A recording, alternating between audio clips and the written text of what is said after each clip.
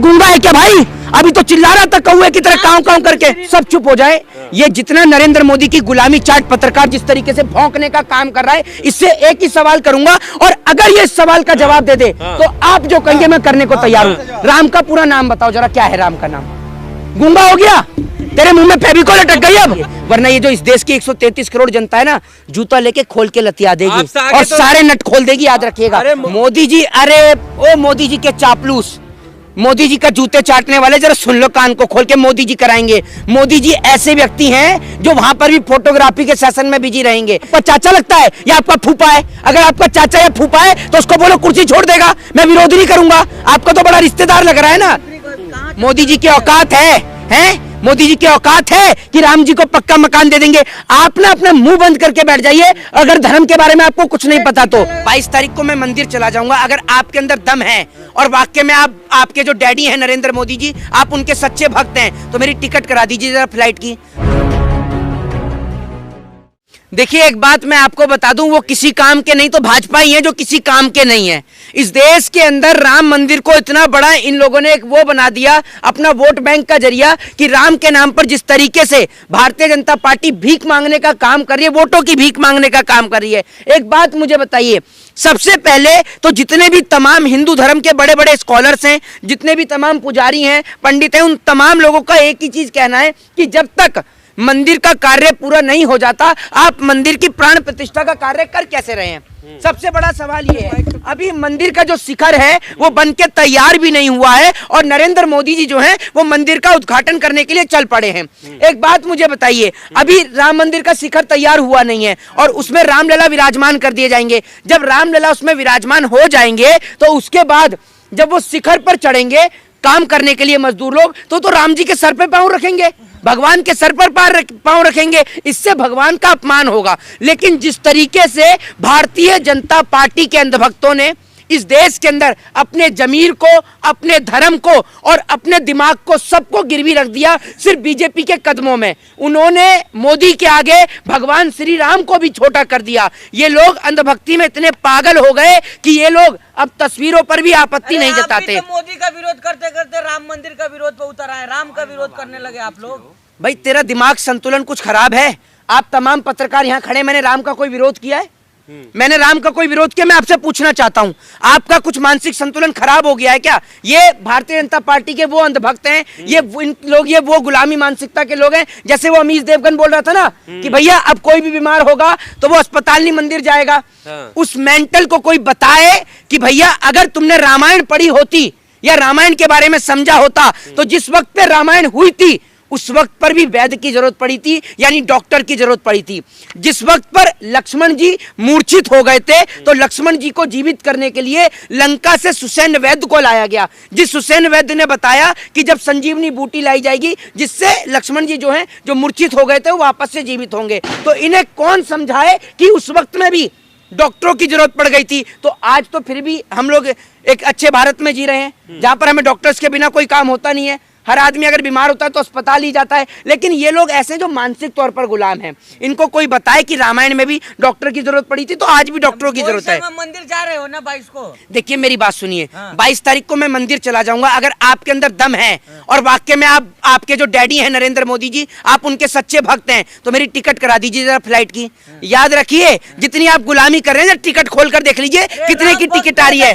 राम भक्त पैदल जा रहे हैं, आप तो राम के ही नहीं। तो आप राम के दुश्मन है कि जो आस्था जिनको है वो तो पैदल जा रहे हैं, आप टिकट की मांग नहीं। मेरे को एक बात मुझे आप बताइए, इतना सर्दी का समय है, जिनके आस्था है वो लोग पैदल जा रहे हैं। एक बात मुझे बताइए, इतने तमाम लोग जो पैदल जा रहे हैं क्या वो राम जी के दर्शन कर पाएंगे?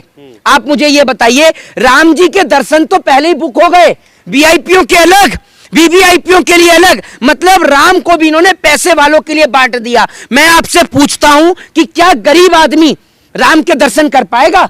मुझे ये बताइए, गरीब आदमी को तो मार के भगाया जाएगा वहां से। आप देखिएगा भीड़ में जब प्रधानमंत्री आएंगे तो लाखों लोगों को जो है वो भगाया जाएगा, किस तरीके से आप भी ये देखिएगा। दूसरी बात ये कि जो हमारे चारों पीठ के जो शंकराचार्य हैं उन्होंने जिस तरीके से बयान दिया वो सबने देखा। पहली बात ये, सबसे बड़ा सवाल ये कि अकॉर्डिंग टू हिंदू धर्म के मुताबिक कोई भी यज्ञ बिना पत्नी के पूर्ण संपूर्ण नहीं हो सकता। इसका सबसे बड़ा उदाहरण है ब्रह्मा जी।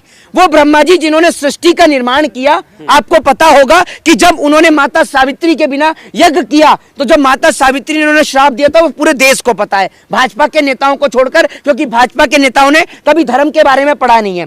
हिंदू धर्म में कोई भी यज्ञ का कार्य बिना पत्नी के संपूर्ण नहीं हो सकता। तो राम जी का जो इतना बड़ा यज्ञ होने वाला है, मंदिर की प्राण प्रतिष्ठा का जो कार्य होने वाला है, वो नरेंद्र मोदी जी किससे पूछकर बिना अपनी पत्नी के कर रहे हैं, जरा ये बताइए आप मुझे। शास्त्री ने कहा है कि जो ना जाए वो अभागा है, निमंत्रण मिलने के बाद। मेरी बात सुन लीजिए, जो कह रहे हैं ना कि जो ना जाए वो अभागा है, शंकराचार्य को भी न्योता है, तो वो अरे मैं आपसे नहीं, मेरी बात सुन लीजिए, कोई अभागा नहीं है। सबको इस बात का पता है कि उनसे कोई पूछे धीरेन्द्र शास्त्री से कि क्या आपने वो नहीं पढ़े, शास्त्रों का ज्ञान नहीं है आपके पास में। शास्त्रों में साफ साफ लिखा है कि जब तक किसी मंदिर के कार्य पूर्ण संपूर्ण नहीं हो जाता, उसकी प्राण प्रतिष्ठा का कार्य नहीं होता। सबसे पहले मंदिर का संपूर्ण होना जरूरी है। मंदिर का कार्य संपूर्ण हुआ नहीं है, आपने प्राण प्रतिष्ठा करनी शुरू कर दी। दूसरी बात ये, मेरी बात सुन लीजिए, राम को सोने की जरूरत है? वो राम जिन्होंने अपने जीते जी 14 वर्ष का वनवास काटा, आप कह रहे कि सोने के दरवाजे, मैं कहता हूं हीरे के भी दरवाजे लगा दो। राम को ना सोने की जरूरत है ना हीरे की जरूरत है। राम तो वो है जिनके आगे हम सब लोग हाथ फैलाते हैं, हम राम से मांगते हैं, हमारी औकात नहीं है राम को कुछ देने की। ये तो वो तमाम लोग हैं जो मंदिरों के अंदर चंदा चढ़ाते हैं, तमाम चीजें करते हैं। मैं उनसे कहना चाहता हूं कि किसी गरीब का पेट भरो, वो सबसे ज्यादा फायदेमंद है, क्योंकि ईश्वर हमें देने वाला है, ईश्वर हमसे कुछ लेता नहीं है, ये याद रखिएगा। मकान दे दिए रामलला को, आप कहाँ मोदी जी की औकात है मोदी जी की औकात है कि राम जी को पक्का मकान दे देंगे? आप ना अपना मुंह बंद करके बैठ जाइए, अगर धर्म के बारे में आपको कुछ नहीं पता तो। लगा के मोदी जी का विरोध कर रहे हैं। किसका टीका लगा के मोदी का विरोध नहीं कर सकता? आपका चाचा लगता है या आपका फूफा है? अगर आपका चाचा या फूफा है तो उसको बोलो कुर्सी छोड़ देगा, मैं विरोध नहीं करूंगा। आपका तो बड़ा रिश्तेदार लग रहा है ना। मर्यादा में बोलो यार। जी हाँ, मर्यादा। एक बात मुझे बताइए आप मुझे। नहीं लिखे हो? हाँ, मैं पढ़ा लिखा हूँ। आप टेंट में थे नहीं थे, वो कह रहे हैं ना, सही तो कह रहे हैं। मेरे को एक बात आप मुझे बताइए। नहीं, तो भव्य मंदिर किसने बनाया? मैं आपसे पूछ रहा हूँ, किसने बनाया भव्य मंदिर? आज राम का मंदिर बन रहा है, जिस राम के मंदिर से देश के तमाम लोगों को खुशी है कि भाई जो हिंदुओं की आस्था का एक प्रतीक था राम मंदिर, आज वो बनके तैयार हो गया। लेकिन मैं एक चीज कहना चाहता हूं कि इस राम मंदिर का जो उद्घाटन है, ये जो तमाम हमारे शंकराचार्य चारों पीठ के, उनकी निगरानी में होना चाहिए था। दूसरी बात ये, 17 अप्रैल रामनवमी का दिन था। रामनवमी का दिन, जिस दिन भगवान श्री राम का जन्म हुआ, उस दिन उनके जन्मदिन के अवसर पर इस राम मंदिर का उद्घाटन होना चाहिए था। प्रतिष्ठा में आप कैसे देख रहे हैं? क्या प्राण प्रतिष्ठा मोदी जी को करना चाहिए नहीं, ये बता। मैं आपसे ये पूछता हूं कि अगर नरेंद्र मोदी जी प्राण प्रतिष्ठा का कार्य करेंगे तो जो हमारे शंकराचार्य हैं, जो हमारे पुजारी हैं, जो हमारे महंत हैं, वो क्या स्कूलों का, अस्पतालों का उनका फीता काटेंगे जाकर? प्रधानमंत्री का काम है स्कूलों का, अस्पतालों का फीता काटने का, और इस देश के महंतों का, शंकराचार्य जी का काम है कि वो मंदिर के अंदर पूजा पाठ के जरिए, तमाम मंत्रों के जरिए जो है, मंत्रों का उच्चारण करके भगवान श्री राम के भव्य मंदिर का उद्घाटन करें। कह रहे हैं कि भैया जो राम को नहीं भजेंगे वो चमार और नीच है, राम भद्राचार्य। मेरी बात सुन लीजिए। नहीं, जो इस तरीके की बात कह रहा है, जरा वो ये बताए कि कौन से रामायण के कौन से श्लोक पर यह लिखा हुआ है कि राम ने लोगों को बांटने का काम किया, या राम सिर्फ का उदाहरण देके कह जी। नहीं, मैं एक बात बताता हूँ, सुन लीजिए, पहले मैं भी आपको बताता हूँ। भगवान श्री राम तो वो थे जिनको नौका पार कराने वाले मल्लाह थे। भगवान श्री राम तो वो थे जिन्होंने सबरी के झूठे बेर खाए। राम का तो एकमात्र उद्देश्य था इंसानियत और मानवता से प्रेम करने का। इन लोगों ने राम को बांटने का काम किया। एक बात मुझे बताइए, राम ने कभी कहां लिखा कि मैं सिंह हूं, या मैं ठाकुर हूं, या मैं क्षत्रिय हूं? कहीं लिखा है राम ने? या कृष्ण ने कहीं लिखा हो कि मैं यदुवंशी हूं? इन लोगों ने भगवान को बांटने का काम किया है। ईश्वर सबके हैं, ये बीजेपी के जो लोग हैं, ईश्वर सबके हैं। और भगवान श्री कृष्ण श्रीमद् भगवत गीता के अंदर लिखते हैं, नर ही नारायण है, यानी इंसान।